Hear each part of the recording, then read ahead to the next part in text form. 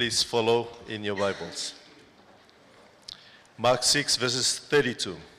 So they departed to a deserted place in the boat by themselves.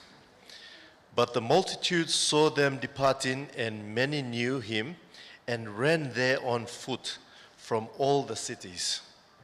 They arrived before them and came together to him. And Jesus, when he came out, saw a great multitude and was moved with compassion for them, because they were like sheep not having a shepherd.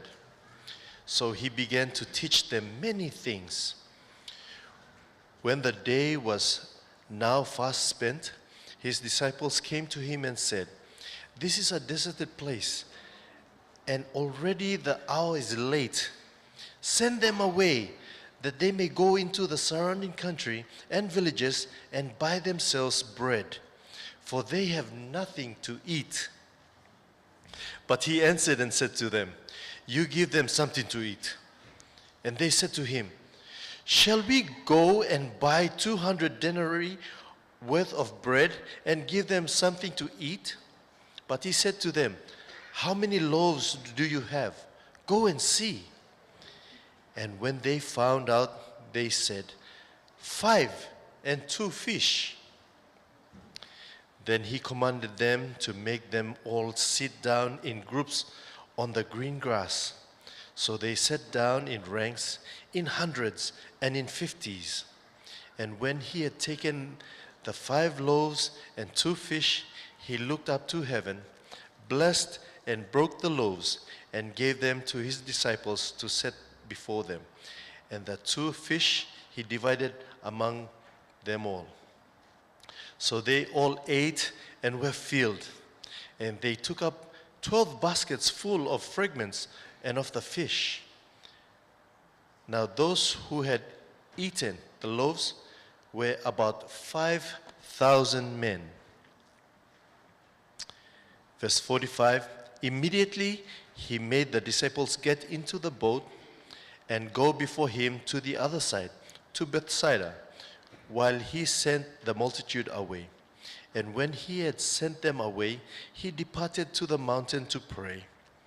Now when the evening came, the boat was in the middle of the sea, and he was alone on the land. Then he saw them straining at rowing, for the wind was against them. Now about the 4th watch of the night, he came to them, walking on the sea, and would have passed them by. And when they saw him walking on the sea, they supposed it was a ghost, and they cried out, for they all saw him and were troubled. But immediately he talked with them and said to them, "Be of good cheer, it is I, do not be afraid." Then he went up into the boat to them, and the wind ceased, and they were greatly amazed in themselves beyond measure, and marveled, for they had not understood about the loaves, because their heart was hardened. This is the word of the Lord. May you be blessed.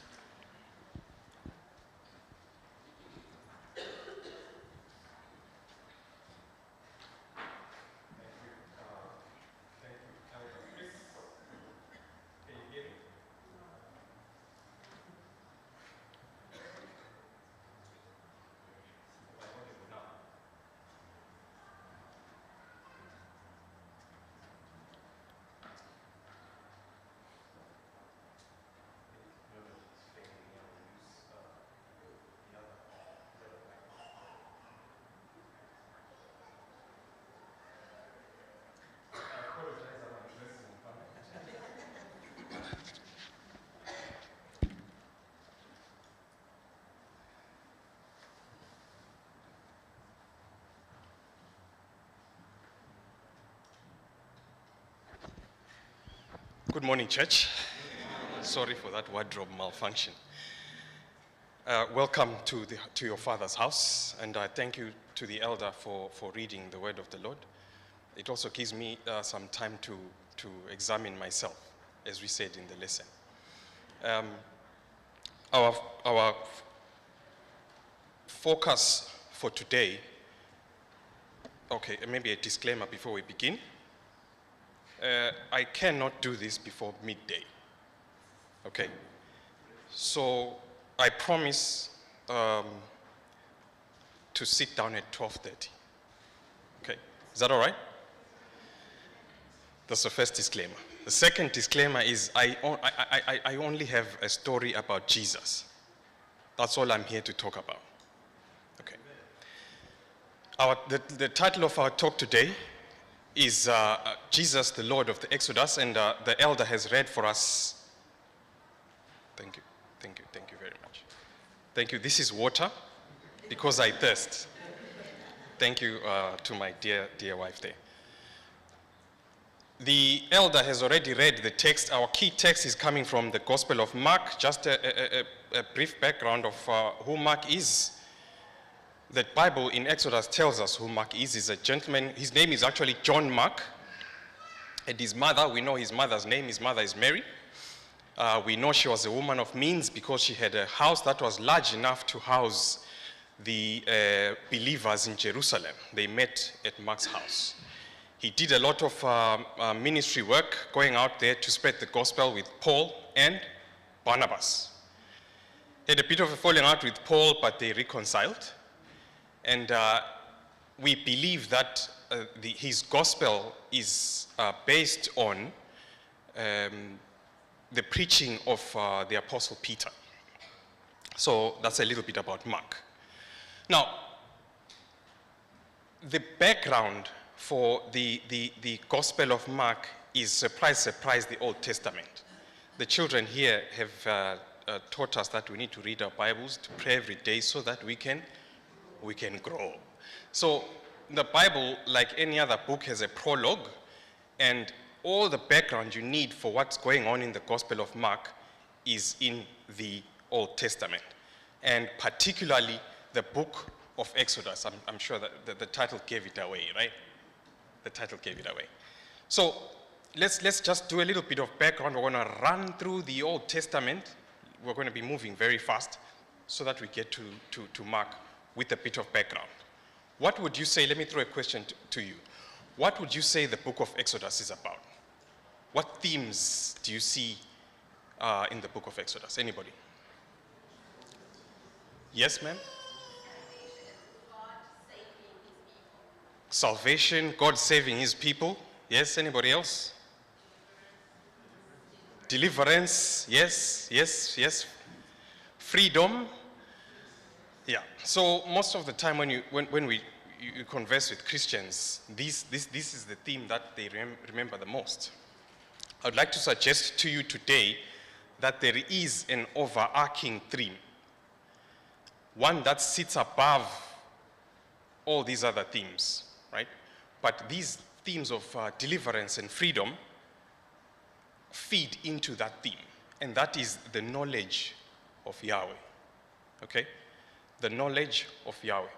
I'll be thinking with you this morning so that we go through what this means.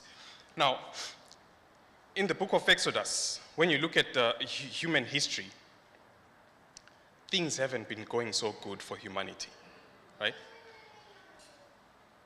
What comes before Exodus is, the children told us, Genesis. If you go back to the book of Genesis, which is the beginning, you find that things haven't been going well for the human family. We started off with life with God in the Garden of Eden, and then by the end of Genesis, there is death in Egypt. If you look at Genesis chapter 50, the very last text in Genesis, it says Joseph died, okay? That's the end of Genesis. So what we also see in human history is that there's been a progression, there's been distance that has been put between God and the human family. And I'd like to suggest to you that you cannot separate the presence of God from a knowledge of God, okay? When we put distance between ourselves and God, what results is a gross ignorance of who God is. This often leads to corrupt forms of worship and all these other things. So, by the time we get the Exodus events, humanity has a twofold problem. we have created distance between ourselves and God, and as a result of that, we are ignorant of who God is. Okay? Now, God, and thanks be to him, already had a solution prepared for this, because nothing takes him by surprise, right? And this is how, listen to how he proposed, or how he's solving this issue. It's a difficult one. God is going to orchestrate the events of the Exodus to reveal his glory and his name, right? That's the first thing he's going to do. Make sure we sort out the issue of ignorance of God. Once his name is revealed and everybody knows it, God will then give us himself through his covenant and the tabernacle. In other words, God wants to dwell with you and me, just as he had planned in the beginning, right? So that's the solution that you see in the book of Exodus. God revealing his name and his glory, publishing it to not just the children of Israel, to the Egyptians, to the world, and then giving himself to the people of Israel through covenant and the tabernacle. Remember, the tabernacle was called a tent of meeting. God said, there I will meet you because I want to dwell in your midst. Now, Moses' first encounter with Pharaoh sets really the scene for this solution that God has created. By the way, Moses first encounters God at the burning bush. That's in Exodus 3. You can already tell in his encounter with God that he doesn't know who God is, because he says, okay, when I go to the people and tell them all these things you said, and then they'll ask me, what is the name of this God who has appeared to you in a bush? What will I say? And then God gives Moses his name, right? Now, all that has happened, and then in Exodus 5, we find Moses with his brother Aaron in front of the head of state of Egypt. And Exodus chapter 5 verse 1 says, and afterward Moses and Aaron came to Pharaoh, and they said, thus says the Lord, the God of Israel, let my people go, that they may celebrate a feast to me in the wilderness. By the way, my version here is the New American Standard Bible. Listen to Pharaoh's response. But Pharaoh said, who is the Lord, that I should obey his voice to let Israel go? I do not know the Lord, and besides, I will not let your people go. So Pharaoh gives then God the opportunity to reintroduce himself, and he does that through a series of mighty acts, right? And you'll find that in those mighty acts, one recurring theme keeps coming up. Look at Exodus 6. Then I will take you as my people, and I will be your God, and you shall know that I am the Lord your God, who brought you out from under the burdens of the Egyptians. So the children of Israel are supposed to know who the Lord is, right? That's the objective, that's the plan. Know God first, and then you are to be ushered into his presence, okay? This is just to show you that there's an overarching theme in the book of Exodus, which is a knowledge of God. Exodus 7, the Egyptians shall know that I am the Lord, when I stretch out my hand on Egypt and bring out the sons of Israel from their midst, the knowledge of God.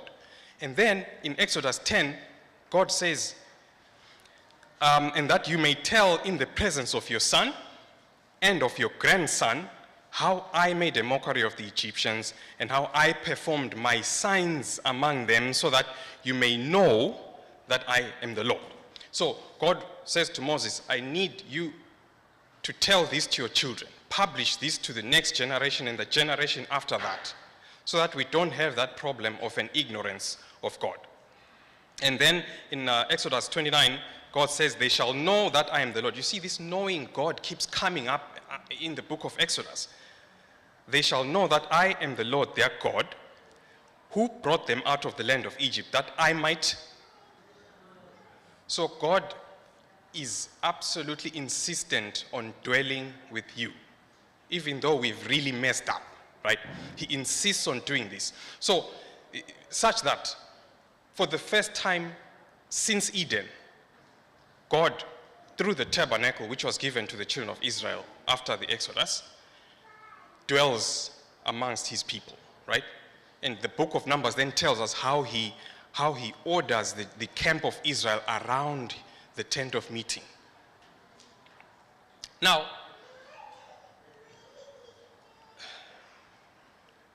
this Exodus, Moses tells us in Deuteronomy 18 that it was not, he tells us that it was not the end. We were to expect something greater. Because in Deuteronomy 18, Moses says, from amongst your brethren here, God will raise up another body, a prophet like me. And you are to listen to that prophet, right?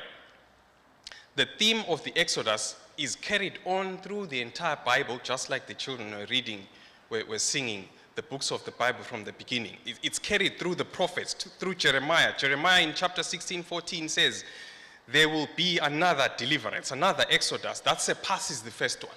Okay, so the first one is a shadow of something that is to come. We see this also in the book of Isaiah. In Isaiah, God says that there's something new that's coming. You've never seen this before. You can see that at home in chapter 43 there. I don't have it because, well, this is background. We don't have time. And then in Ezekiel tells us that in that Exodus, God is going to be giving people new hearts. So it's not going to be national. It's going to be something that's global, right? Because remember, in the story of the Bible is paradise lost in Genesis, and then God rolling out his great program of restoration. And then at the end, in Revelation, we have paradise regained, right? So the book of Mark is where we are. That was the background to Mark. Now, Mark is an interesting gospel, and I think we studied this in our lesson. Because Mark tells you from the beginning in chapter 1, in verse 1 of the first chapter, what he's going to tell you about. He says, this story is the beginning of the gospel of Jesus Christ, the Son of God, right? But when you read through the gospel of Mark, you find that there's a recurring question which keeps coming up. Who is this Jesus, right? Who is Jesus? That's the question you see in Mark. Now, Mark does not want you and I to struggle with this question. The reason why we know this is because he's already told us who Jesus is in chapter 1 and verse 1. So he does not want you to be struggling with this question. But as you read through the Gospel of Mark, you find this question coming up in many different forms, right? In Mark 1 verse 27, the people say, what is this? A new teaching with authority. He commands even the unclean spirits, and they obey him, right? That's Mark 1. They're asking, who is this Jesus? But remember, everybody knows his parents. Everybody knows his brothers. People probably know where he comes from, but they're asking, who is he? In Mark chapter 2, verse 7, you find people asking the same question. Why does this man speak that way? Remember, this is when they brought a person who was lame. And then he says to the man, your sins are forgiven. Take your mat, rise up, and walk. And then people are asking, how can he say something like this? This is blasphemy. Who can forgive sins but God alone? You find that same question again in Mark chapter 4, verse 47. Who then is this? You remember the incident they had in the boat. Jesus was asleep. We just sang about it a few seconds ago. Who then is this that even the wind and the waves obey him? So this is a question that keeps recurring. This question, I submit to you, is similar to the one that was asked by Pharaoh. Who is the Lord? Okay? Who is the Lord? Now, there are some characters in the story of Mark who do know who this Jesus is. Okay? In the first chapter of Mark, chapter 1, verse 9 to 11, when Jesus is baptized, we are told that the heavens were torn apart. Actually, Mark uses this very term, and he uses it for a reason. The heavens were torn apart, and the Spirit descended like a dove, and a voice was heard coming out of heaven saying what? This is my beloved Son, in whom I'm well pleased. So in the story of Mark, God the Father, who is responsible for that voice, knows who Jesus is. And then we also find in Mark chapter 1 verse 24 that even the unclean spirits recognize who he is, right?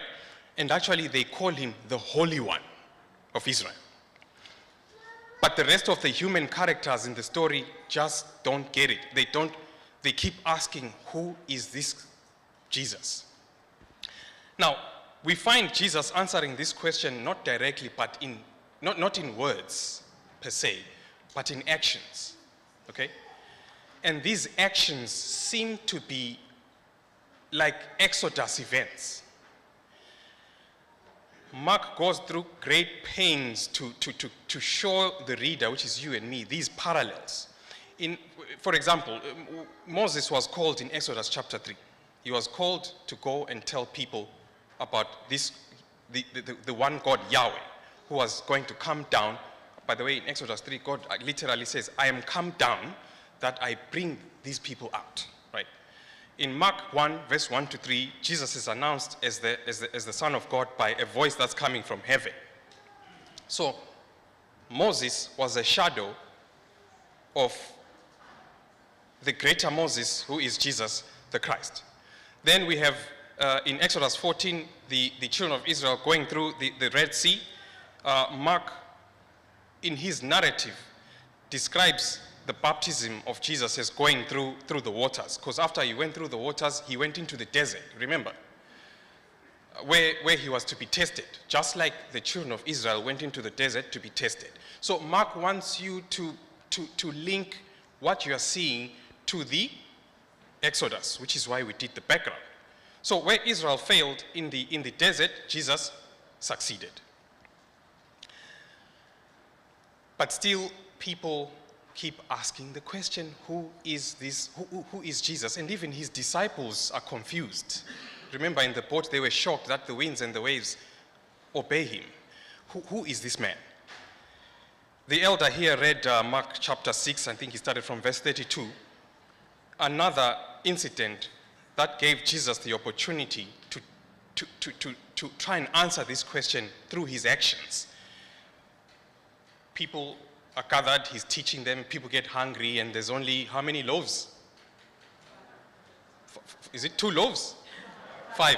5 loaves and 2 fishes. Okay, you are awake. You are awake. And there's excess after that. Would you say this is an Exodus event? If you recall the story of the Exodus, how did God feed the children of Israel in the desert? He gave them manna, a sort of bread, right? But people didn't get it. Then the narrative says immediately after that, he commands his disciples to get into a boat, and he sends them off, okay? Mark chapter 6, 45 to 46. Immediately, Jesus made his disciples and he says immediately, he made them get into the boat and go on ahead of him to Bethsaida. While he dismissed the crowd, after leaving them, he went up on a mountain to pray. And then chapter 6 and verse 48 to 52 says, seeing them straining at the oars, so he's up on some elevated place, but he can see them in the Sea of Galilee. And he sees that they are struggling at the oars, for the wind was against them. At about the 4th watch of the night, he came to them walking on the sea, and he intended to pass by them. What I'd like you to work out while we go through this text is how long these guys had been on the sea. Okay? Work that out. Jesus dismisses the people around sunset. And now this is the 4th watch of the night. The Romans gave them us this method of dividing time. The 4th watch of the night is between 3 and 5 a.m. Okay? How long are these guys in the sea? So he comes and he's walking on the sea and he intended to pass by them. But immediately, I've skipped a couple of texts because of time. But immediately he spoke with them when they were afraid. They thought he was a ghost and said to them, "Take courage, it is I." If you read some Greek versions, they'll tell you that he said, "Take courage, I am. Do not be afraid." Then he got into the boat with them and the wind stopped. And they were utterly astonished. Their astonishment here means that this was something that was extraordinary. Actually, if you read the same account from the Gospel of Matthew, it says when he got into the boat, all of a sudden, they were on the other side. Sounds like some kind of teleportation or something, or fast movement. But it was extraordinary. And that's why it astonished the disciples. And then verse 52 says, "For they had not gained any insight from the incident of the..." And their hearts were? Do you remember a character who had a hardened heart in the Exodus story? He was a head of state, potent fellow. You remember? So let's stop and think. What do these actions of Christ reveal about him? Remember his cousin John the Baptist? His cousin at one time began to have a bit of doubt about who he is, and he sent a couple of his disciples to him to ask him that, "Are you the one? Or should we be waiting for another?" Do you remember Jesus' answer? Did he say, "Oh yeah, I'm the one, I'm the Messiah, I'm the Son of..." No. He said, "Come and..." So Mark wants you and me to see when we read his gospel. But he's already given you the answer, because in the beginning he has told you this is a gospel about Jesus Christ, the Son of God. But generally what you find in the book of Mark is that there is a lack of knowledge of God, right? There is a serious lack of knowledge of God.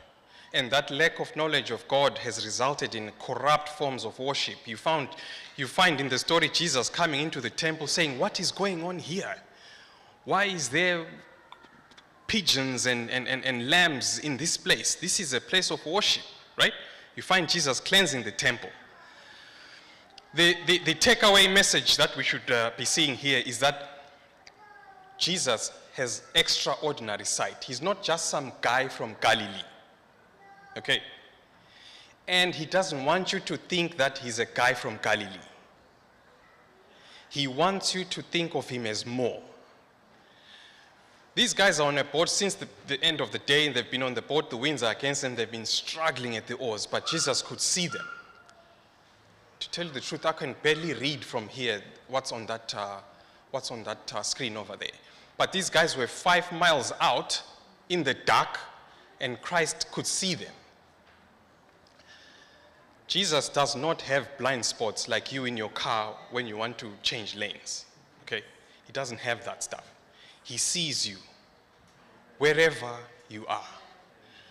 And depending on how you answer the question, who is Jesus, this should be a comfort to you, right? If your answer to who is Jesus is negative, and I'll show you what we mean by negative, you should be afraid. You should fear that Jesus sees you, okay? So the Old Testament in Proverbs 15:3 tells us that the eyes of the Lord are in every place. There is nothing that goes on that he does not see. And one other thing that we see from this narrative here is that Jesus knows stuff that ordinary people would not know.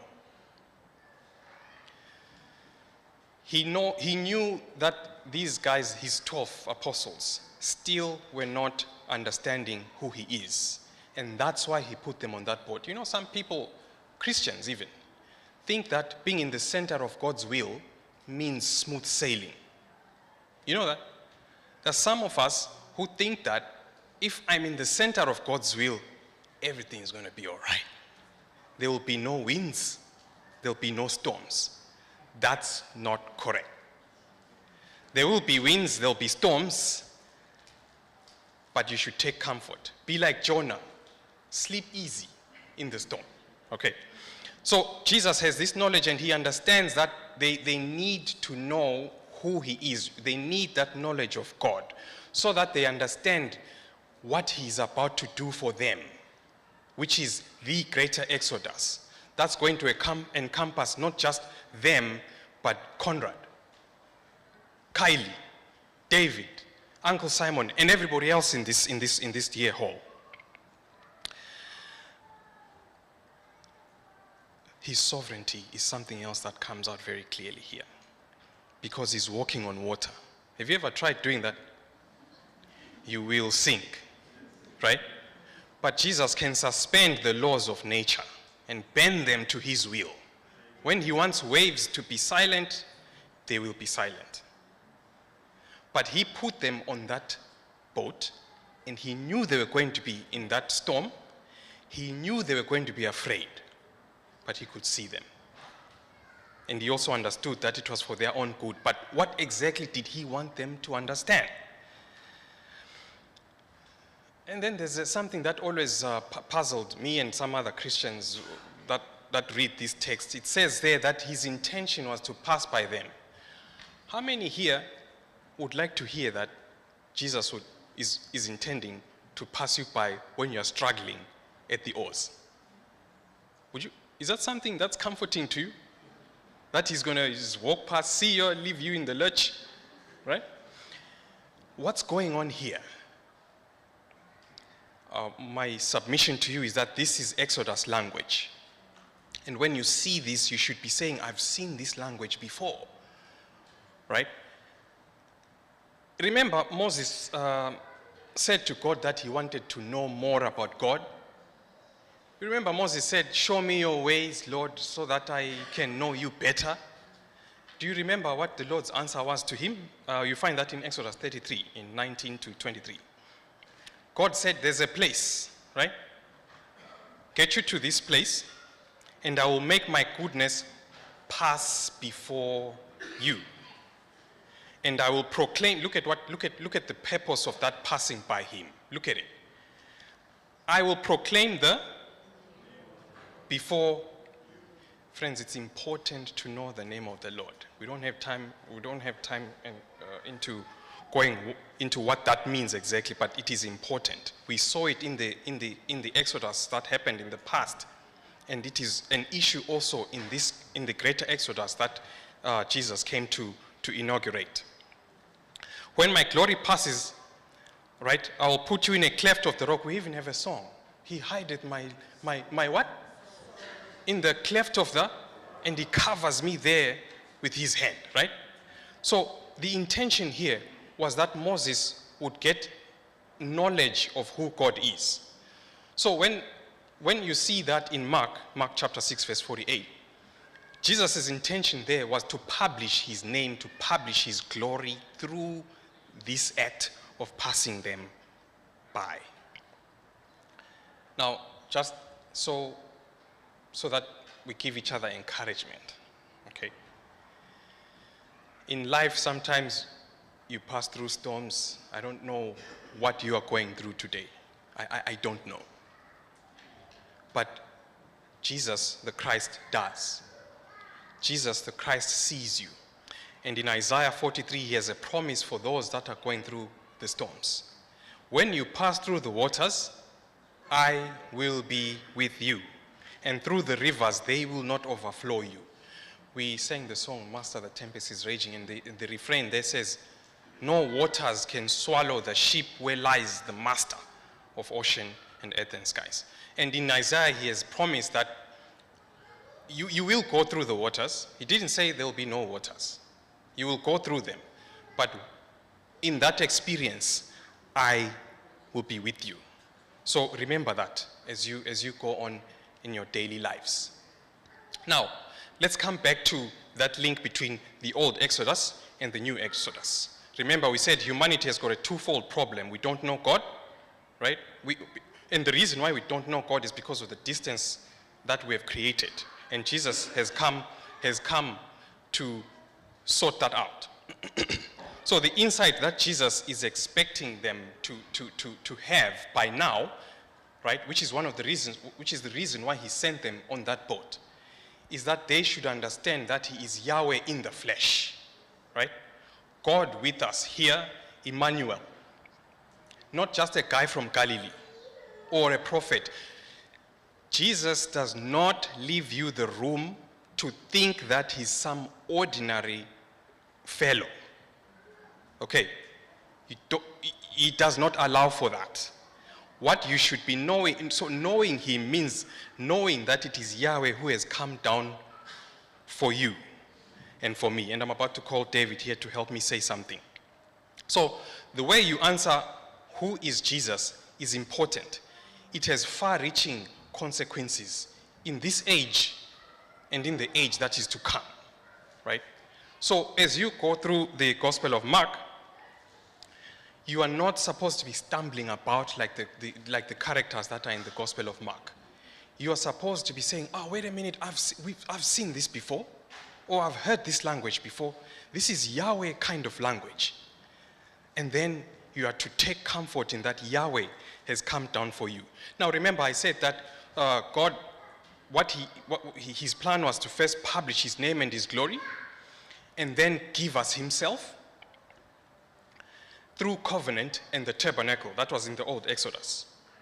So in the Exodus that was to come, which is the one that was inaugurated by Jesus, the covenant was his blood that has been shed for you, and it has been shed for me.